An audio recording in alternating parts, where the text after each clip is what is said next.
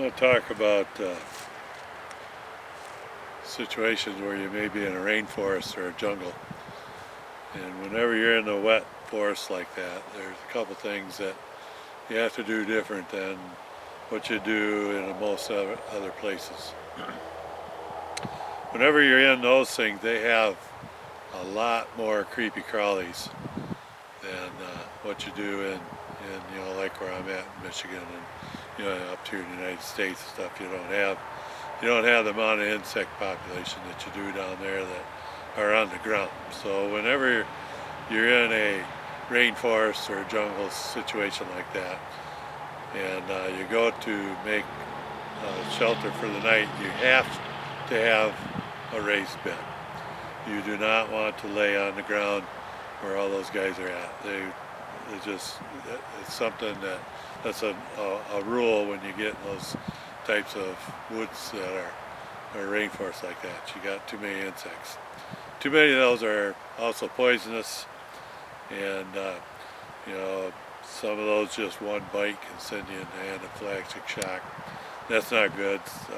Give you a huge rash, things like that. So you gotta stay off. The ants are there, and the centipedes are there, and scorpions at times, and all kinds of creepy crawly things. And so when you make something shelter down there, you got to make sure that you have a raised bed. And lean-tos work really well in those situations down there because it's not cold. And I don't plan on going down to one in videos, so I figured I'd talk about it. And as you can see, this isn't rainforest weather here either, because we got Lake Michigan behind me, and we still got icebergs left. And so we can at least talk about it, though. If you're in that situation, lean-tos work well because it's warm down there, and so you can make a lean-to. And usually, when you make a lean-to, you want to make a frame, and then you want to do a shingle type situation. A lot of times, you'll find, the banana trees have the huge banana leaves. They work really great for shingling. And basically, you start at the bottom, and you make a row, and then you make another row above them that overlap, and so on until you get as high as you want with a lean-to. And then a lean-to, you want to make a raised bed so that you can sleep on that, and you can lash things together. You can find logs and stuff to do it. All kinds of ideas you can come up with for a raised bed. And then shingling, because basically the main thing down there is rain. And it rains a lot, because that's why they're called the rainforests. And so you want something that you can get in and get dry for the night, and you can get a good night's sleep without getting rained on.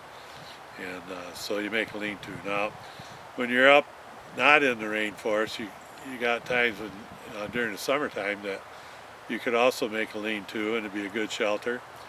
And but up here, I've romped the woods a lot, and I've never seen a banana tree. And so, you got a few plants that have the big leaves, but sometimes those are few and far between.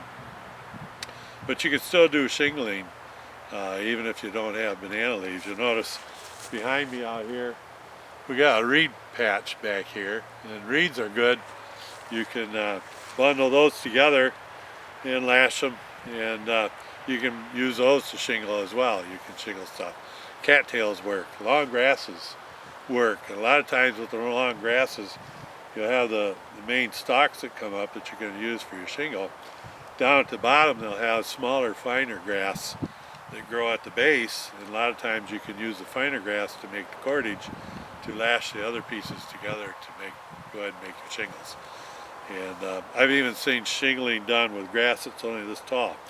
And you make a small bundle of it, and then you gotta, when you make your frame, your cross pieces have to be a lot closer, and you just tie the bundle onto your frame. And I've seen it done with really short, some wickiup. I've seen some wickiups made that were grass that was only about that long. But a lot of times, you can find grass that are even longer, and the reeds and cattails and stuff like that works. So you can use those to shingle as well. And shingling works pretty good in a summer situation where it's going to be 7 degrees at night anyway, so you you aren't going to actually want a debris hut at that point, because that's a little too warm at that point. So debris hut wouldn't work. So, something easy. Lean-to works really nice. So I want to at least talk about rainforests and stuff, and the fact that you have to have that raised bed because there's just too many creepy crawlies, and no way do you want to be laying down there with them. A lot of them will stay on the forest floor. So if you get a raised bed, sometimes ants will still climb up. Once in a while you have centipedes, but you won't have the numbers that you will if you try to bed down right on the ground. So keep that in mind. Shingling works on a lot of different areas down there, especially in those wet forest areas.